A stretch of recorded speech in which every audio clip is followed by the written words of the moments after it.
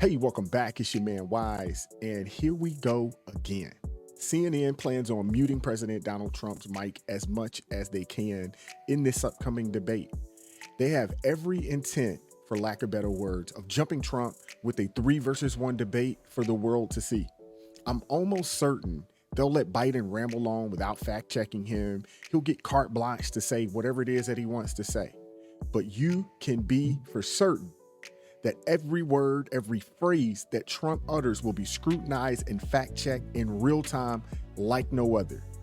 We're checking out a video from Tim Pool, who will go into detail on how CNN plans to run this sham of a debate. If you haven't already done so, please go over and check out Timcast TRL. He does great work over there. I mean, the dude's doing it big, man. Shout out to Tim, man.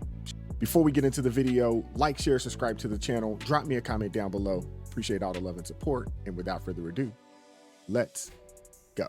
CNN has unveiled how their microphone muting is going to work. Dominic Michael Trippi says CNN is 100% rigging this debate. Here's how the ridiculous microphone setup will work. Check this out. If we go behind the podiums, you can see 2 green lights.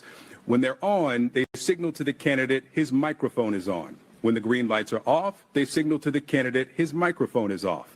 Now I want to give you a sense of what it will look like for viewers at home if a candidate whose microphone is off interrupts a candidate whose microphone is on. So I'm standing at one podium, and I'll ask Phil to come in and take the other podium. And so let's say I'm answering a question.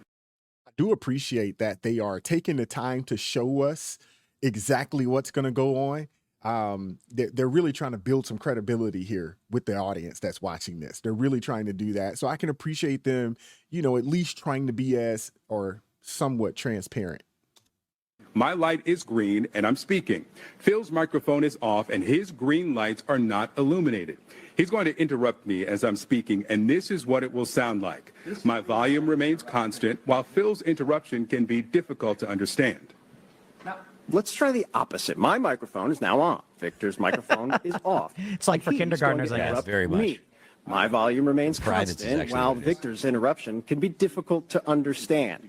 CNN's production team has shared this demonstration with the campaigns earlier today, and we're sharing it with you, our viewers, so everyone fully understands how tomorrow night will work. Now, we should note, by agreeing to participate in this debate, both campaigns and candidates have also agreed to abide by these rules. The CNN presidential debate airs live tomorrow night at 9 p.m. Eastern. I don't think this matters. I actually think it's going to be moderately tame. I think Trump is going to be in line. We saw the debate in 2020. It's not going to be like 2016 when he was saying you'd be in jail and all that stuff, funny stuff. It may be, maybe. But I also think that you see how close they are to each other in this video? Trump can yell. It doesn't matter if we can hear Trump or not. Biden can. Yeah. And it is very difficult to talk when someone's yelling at you or talking over you. And that's all that matters. And I also think they're both hot-tempered to a certain extent. Definitely there are reports of Biden being pretty hot-tempered. So even being able to hear someone saying stuff off camera will be distracting and potentially sway any sort of coaching that he's had if he's thinking he's going to spar with Donald Trump directly. And, you know, if we're talking about his mental acuity, if he's easily confused, having someone talk to you while you're trying to make a point is not going to help. You realize the power this gives Trump. It's the guy whose bloodstream is entirely Adderall and adrenaline versus the guy whose bloodstream is entirely McDouble cheeseburgers from McDonald's. That's kind of what we're looking at, I guess. Well, I don't. Dr. Pepper too. I'm a Diet Coke. Diet Coke. How could you say that? But just check this out. Donald Trump hit the podium, and he's saying, "Look, we're going to have a very great immigration policy. It's going to be the best we've ever seen." And I'll tell you. And then he cut his mic off. And then as soon as you see the green lights goes off, he looks over. He goes, "Biden, your mother." No one will have heard him say it, and Biden will go, "Hey, what the?" And Trump will just go, "Whoa, that was what?" Cutting off the microphone of Trump doesn't hurt him. It allows him to say things the American people will not hear that will trigger Joe Biden. It's the you'd be in jail, but now it's just going to be in Joe Biden's ear. Like, we all enjoy the side remarks. On the other hand, it's just going to be Joe Biden, and the moderator's getting more and more deranged and irritated. What if they cut off Trump's mic and he just starts going, "I'm coming for you, Joe. He goes, Do the he's just most gonna go. disruptive. He's gonna be like, how's Hunter doing? How's Hunter? Is Hunter okay? Like, he's just gonna provoke him in these ways that get really under his skin. I mean, I don't know that he will do this, but these are Trying to say options. that it was that are there. great that you're talking to your granddaughter now. Trump should do this because nobody will hear him, and Biden does not have the mental capacity to handle these kinds of emotional attacks. One of the things about people who are suffering from Alzheimer's or dementia, we assume Biden is in deep, deep senility, is they have a harder time controlling their emotions. If Donald Trump says something like, you know, maybe Biden's in the middle of an answer, and then he says something like Donald Trump, convicted felon, and then Trump says audibly to him, and you are the worst father this country has seen. You're a disgrace. Shame on you. Shame on you. Your son's dead.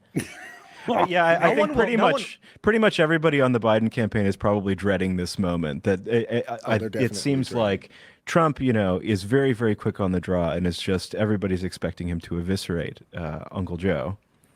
Well, that's also one of the things that I think works in the Biden campaign's favor, right? I mean, the fact that we're all trying to figure out if Joe Biden can even make it through this tells us that the expectations for him are much lower than they are for Trump. And again, I think, you know, I've said this a couple of times, but I think the best thing Trump could do is to push Joe Biden to answer directly on his records. Are you audibly gasping over there? Or No. Phil thinks I'm boring tonight. I'm sorry. Every I'm night. doing the best I can. You take that back immediately. Look, if you throw you're off meatballs the up, I'm going to tour. hit him, all right? You're off the tour.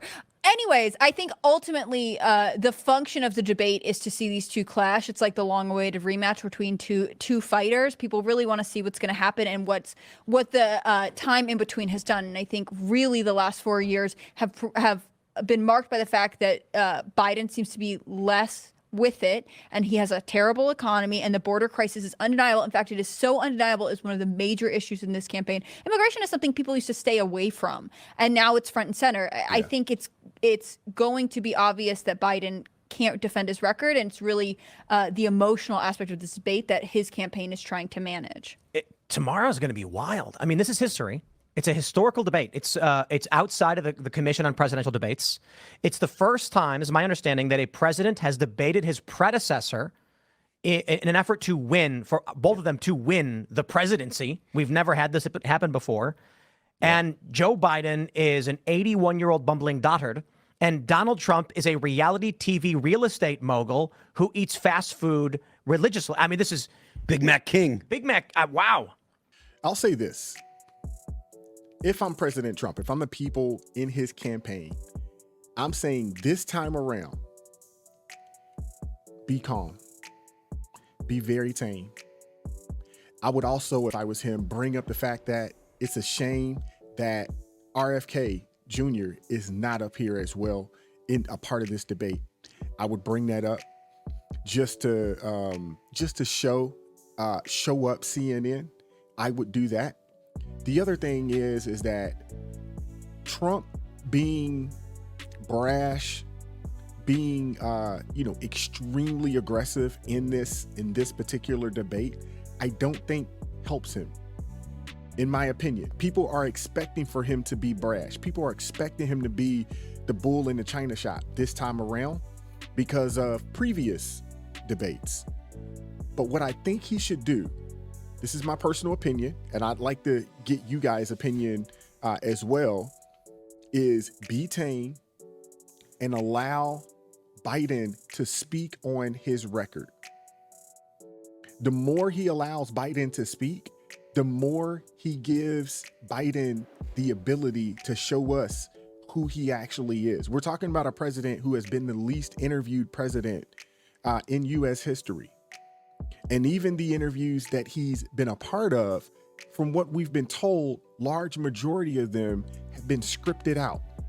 So much so that whoever it is that was interviewing him, we're not allowed to ask any follow-up questions. We're not allowed to ask any probing questions. And we're not allowed to ask him to elaborate on his answer.